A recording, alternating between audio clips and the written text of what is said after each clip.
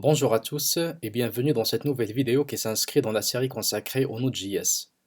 Aujourd'hui, nous allons commencer à utiliser le framework Express afin de pouvoir monter des applications et des API plus avancées en écrivant moins de code. Comme nous l'avons vu lors des vidéos précédentes, il est possible de monter une application back-end ou une API fonctionnelle en utilisant les modules natifs offerts par l'environnement Node.js. Cependant, on est amené à exprimer les moindres détails à l'aide du code, comme l'envoi des entêtes ou l'analyse des URL. Bien que ce ne soit pas des opérations complexes, elles nécessitent quand même d'écrire pas mal de code pour que tout fonctionne bien. Heureusement, il existe un moyen d'aller plus vite tout en poussant le côté fonctionnel de notre application beaucoup plus loin.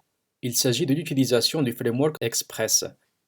En programmation, on appelle framework un environnement de développement qui offre des fonctionnalités, appelées aussi modules, prêtes à l'emploi.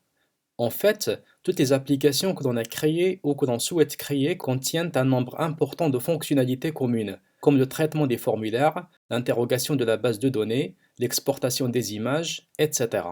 Alors, au lieu de recoder à chaque fois ces fonctionnalités-là, il serait plus utile de réutiliser celles que nous avons déjà programmées auparavant pour d'autres applications. Mieux encore, on pourrait carrément réutiliser celles qui ont été codées par d'autres programmeurs et qui ont été jugées comme performantes et optimisées. Mais au lieu de collecter ces morceaux de code de plusieurs endroits, on va plutôt y accéder d'un seul et unique endroit en utilisant un style de programmation standard et adapté. Cet endroit n'est rien d'autre qu'un framework. L'un des frameworks les plus utilisés pour l'environnement Node.js s'appelle Express. Et comme nous allons le voir dans la suite de cette série, il facilite considérablement le développement back-end ou le montage des API qui implémentent le CRUD de manière renforcée. Voyons comment mettre en place le framework Express. On commence d'abord par créer un dossier de travail, c'est-à-dire là où notre application sera créée. On ouvre ce dossier dans un éditeur de votre choix. Moi, je préfère utiliser VS Code dans ce cas. On ouvre ensuite le terminal afin de mener les différentes opérations nécessaires à la mise en place de notre application. La première opération consiste à initialiser notre projet. Cela revient à créer un fichier nommé package.json. Ce fichier contient des informations cruciales concernant le projet, comme le nom, la description et la version. Et le plus important encore, c'est la liste des dépendances dont le projet a besoin pour fonctionner. Pour initialiser le projet, on tape la commande npm init-y. Je rappelle que npm signifie Not Package Manager. Il s'agit d'un gestionnaire de paquets dans l'environnement Node.js et qui permet d'installer, mettre à jour ou supprimer des paquets.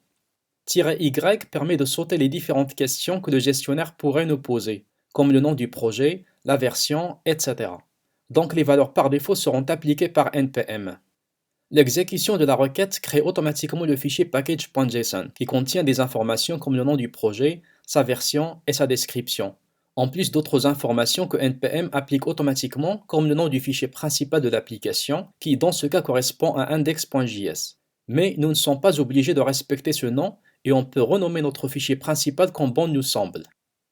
Il est temps d'installer le framework Express. On tape alors la commande npm i-express. I est une abréviation de install ou bien installer.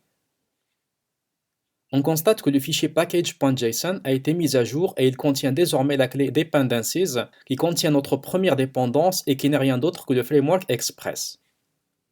On constate qu'un dossier nommé Node Modules a aussi été créé. Celui-ci contient les sources des dépendances installées. Un autre fichier JSON nommé packagelog.json a aussi été généré.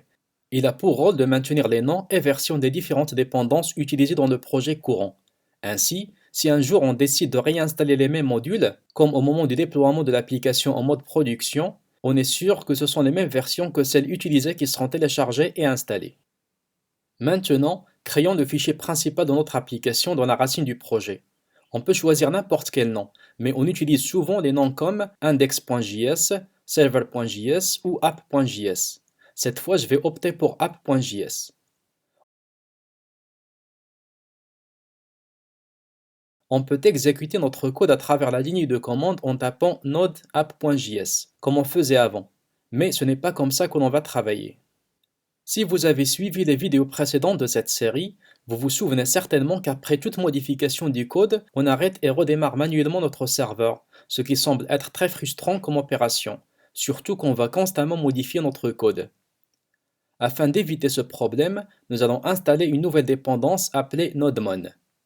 NodeMon est un utilitaire qui traque la moindre modification dans le code du fichier principal ou les fichiers qui y seront importés par la suite, et se charge de redémarrer automatiquement le serveur à notre place, ce qui constitue un gain de temps important.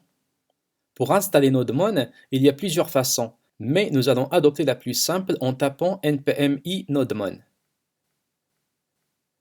Comme prévu, le fichier package.json a été mis à jour par l'ajout de la nouvelle dépendance. Afin de dire à NodeMon de surveiller les modifications du fichier principal, nous allons procéder ainsi. Premièrement, nous allons nous rendre dans la clé script du fichier package.json et nous allons ajouter une nouvelle clé que nous appellerons par exemple start. Et comme valeur, on mettra la commande nodemon app.js. Ensuite, nous allons nous rendre dans la ligne de commande et taper la commande suivante, npm run start. À partir de ce moment, NodeMon traque et notifie la moindre modification du fichier app.js. Essayons de modifier et enregistrer le fichier. On constate que NodeMon réagit aussitôt et réexécute le fichier principal automatiquement. Maintenant, notre environnement de travail est prêt. Dans la leçon qui va suivre, nous allons voir comment monter un serveur et comment passer nos premières requêtes et récupérer les réponses sur le client. Merci pour votre attention et à la vidéo prochaine.